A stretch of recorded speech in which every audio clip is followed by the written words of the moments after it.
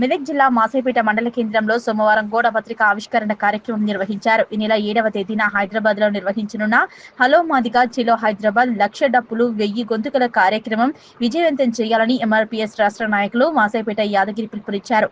మాసైపేట మండల కేంద్రంలో సోమవారం గోడ పత్రిక ఆవిష్కరణ కార్యక్రమం చేపట్టారు. ఈ సందర్భంగా ఆయన మాట్లాడుతూ 30 సంవత్సరాలుగా ఎంఆర్పీఎస్ ఎస్సీ వర్గీకరణ కోసం పోరాటం చేస్తుందన్నారు. ఈ నెల 7న నిర్వహించనున్న కార్యక్రమాన్ని విజయవంతం చేయాలన్నారు. తెలంగాణ రాష్ట్ర ప్రభుత్వం వచ్చే అసెంబ్లీ ఎన్నికల్లో ఎస్సీ వర్గీకరణ అమలు చేయాలని, లేని పక్షంలో ఆందోళన ఉధృతం చేస్తామని హెచ్చరించారు. పోరాట సమితి మాసైపేట మండల కేంద్రంలో వేల గొంతుల లక్ష డప్పుల కార్యక్రమం పోస్టర్ రిలీజ్ చేయడం జరిగింది. మాసైపేట మండల కేంద్రంలో నుంచి ప్రతి గ్రామం నుంచి ప్రతి ఇంటి నుంచి సిలిపేరుకున్న డప్పు భుజాన వేసుకొని హైదరాబాద్ నడిఒడ్డుకు చేరుకొని మాదిగ సత్తా ఏంటో నిరూపించుకోవాలని ప్రతి గ్రామం నుంచి మాసైపేట మండల కేంద్రం నుంచి నేను విజ్ఞప్తి చేస్తా ఉన్నా.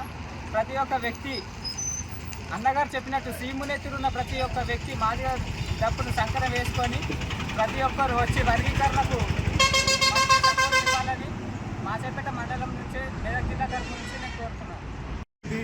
వ్యవస్థాపక అధ్యక్షుడు గౌరవ శ్రీ మందకృష్ణ మాదిగన్న గారి నాయకత్వంలో ఈ నెల 7వ తారీఖున హలో మాదిగా చలో హైదరాబాద్ లక్షల డప్పులు వేల గుంటల కార్యక్రమాన్ని విజయవంతం చేయాలని పిలుపునిస్తూ ఉన్నాం. ప్రతి గ్రామం నుంచి మాదిగలు మాది ఉపకులాలు అధిక సంఖ్యలో హైదరాబాద్కు తరలివలసిందిగా విజ్ఞప్తి చేస్తూ ఉన్నాం.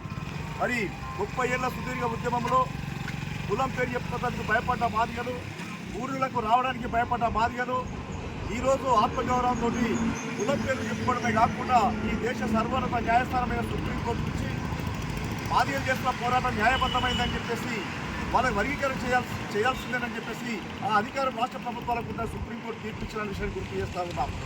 ఈ సందర్భంలో సుప్రీంకోర్టు తీర్పును స్వాగతించిన ముఖ్యమంత్రి రేవంత్ రెడ్డి గారు ఈ దేశంలోని అన్ని రాష్ట్రాల కంటే వర్గీకరణ సుప్రీంకోర్టు తీర్పును అమలు చేయడంలో తెలంగాణ రాష్ట్ర ప్రభుత్వం ముందుంటుందని చెప్పేసి మాటనిచ్చి 5 నెలలు దాటుతున్న ఇప్పటి వరకు ఆయన కాలయాపన చేయడం, నిర్లక్ష్యం చేయడం అంటే మాదిగలను మోసం చేయడం అనే విషయాన్ని తెలియజేస్తూ ఉన్నాం.